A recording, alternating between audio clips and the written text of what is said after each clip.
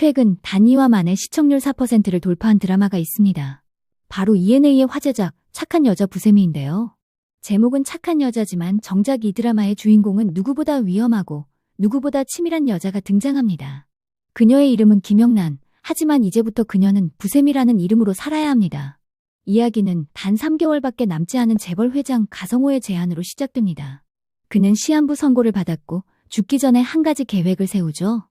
나를 배신한 의붓자식들에게 반드시 복수하겠다는 것입니다. 그런데 그 복수를 위해 선택한 사람은 바로 김영란인데요.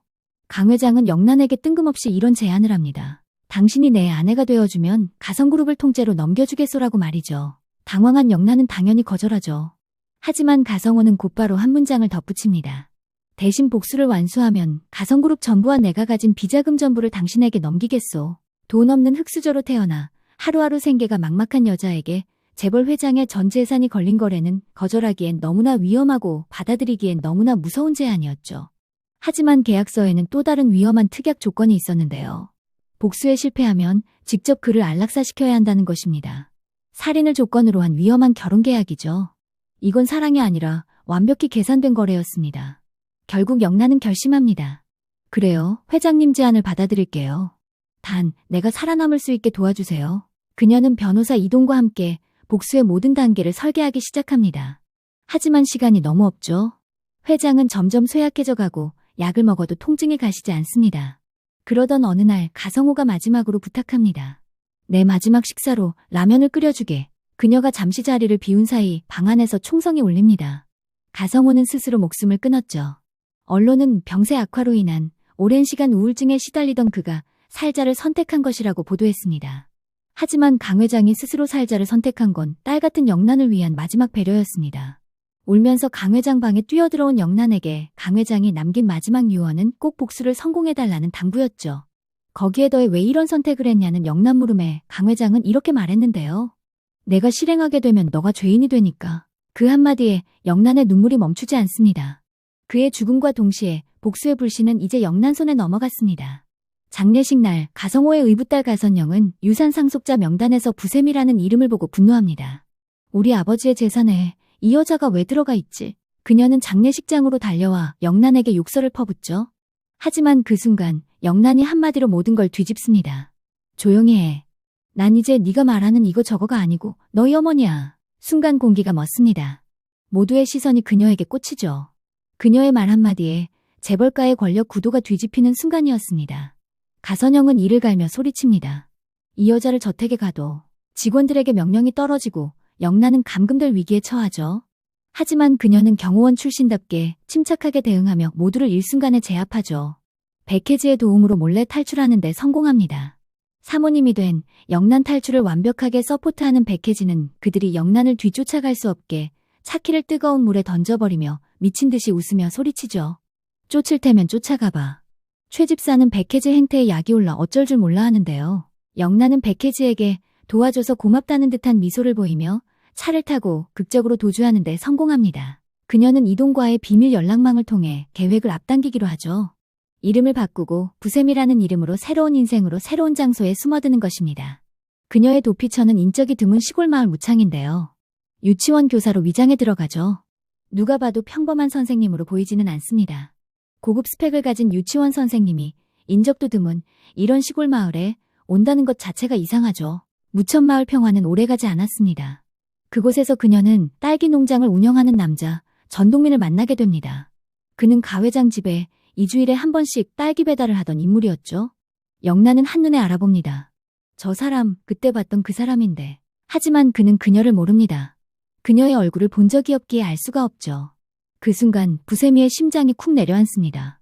혹시 이러다 들키는 건 아닐까? 아슬아슬한 순간이 이어지죠. 그녀는 능청스럽게 말합니다. 안녕하세요. 저는 유치원의 새로운 부세미 선생님이에요. 거짓말이지만 완벽한 미소의 얼굴을 하고 있죠. 하지만 도시에서는 이미 가선영이 움직이고 있습니다. 공항 CCTV, 택시 경로, 위조 신분까지 추적하지만 어디에서도 김영란은 보이지 않죠.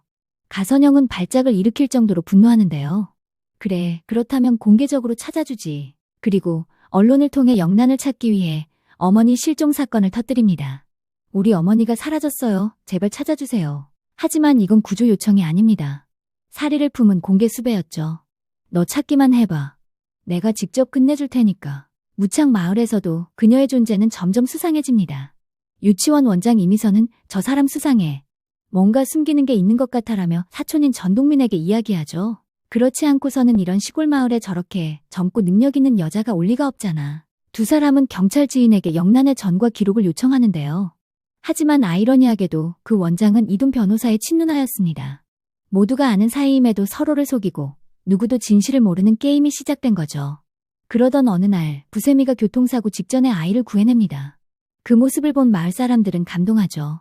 저런 선생님이라면 우리 애도 맡기고 싶다. 그녀는 마을의 진짜 착한 여자로 불리기 시작합니다. 하지만 이 평화 속에는 또 다른 폭풍이 숨어 있습니다. 전동민이 점점 그녀에게 마음을 열기 시작한 것이죠. 처음엔 의심으로 시작했지만 그녀의 따뜻함과 아이들을 향한 진심에 끌리게 되죠. 하지만 그녀는 알고 있습니다. 이 사람에게 마음이 가면 난 끝이라는 걸. 변호사인 이돈도 경고했었는데요.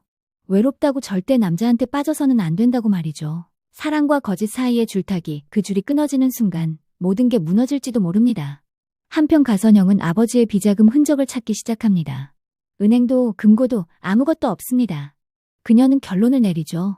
가성호의 성격으로 보아서는 비자금은 집안 어딘가에 있어. 아버지는 아무도 믿지 않았으니까. 하지만 진짜 비밀은 단 한 사람만 알고 있습니다. 바로 김영란 즉 부세미이죠. 만약 그녀가 죽으면 그 비자금 또한 세상에서 사라집니다. 하지만 그녀가 3개월만 살아남는다면 전혀 다른 상황이 펼쳐지죠. 가성그룹의 모든 것, 그리고 비자금까지 전부 그녀의 것이 됩니다. 어떤 방법으로든 3개월, 딱 그 시간만 버티면 인생이 완전히 바뀌는 거죠. 하지만 그녀를 쫓는 그림자가 점점 가까워집니다.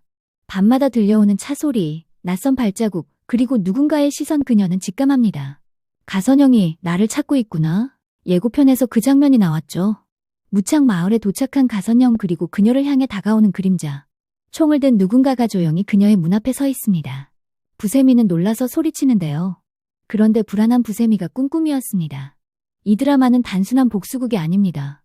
착한 여자라는 이름 뒤에 숨어있는 거짓과 생존, 그리고 인간의 이중성을 보여주는 작품이죠.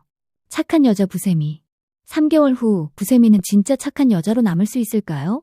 아니면 모든 걸 집어삼킨 복수의 여왕으로 변하게 될까요? 시청자들 사이에서는 벌써 이런 말이 돌고 있습니다. 이 드라마의 진짜 악인은 가선영이 아니라 부세미다. 3개월 뒤 그녀는 자신이 꿈꾸던 행복을 얻을 수 있을까요? 아니면 모든 걸 잃게 될까요? 그리고 가성호의 비자금이 3개월 동안 잘 지켜질 수 있을까요? 모든 비밀은 이제 시작입니다. 이상으로 드라마 착한 여자 부세미 리뷰였습니다. 구독과 좋아요, 댓글 잊지 마세요. 다음 영상에서는 무창마을에서 벌어지는 비밀과 전동민의 과거 정체에 대한 떡밥 분석으로 찾아오겠습니다.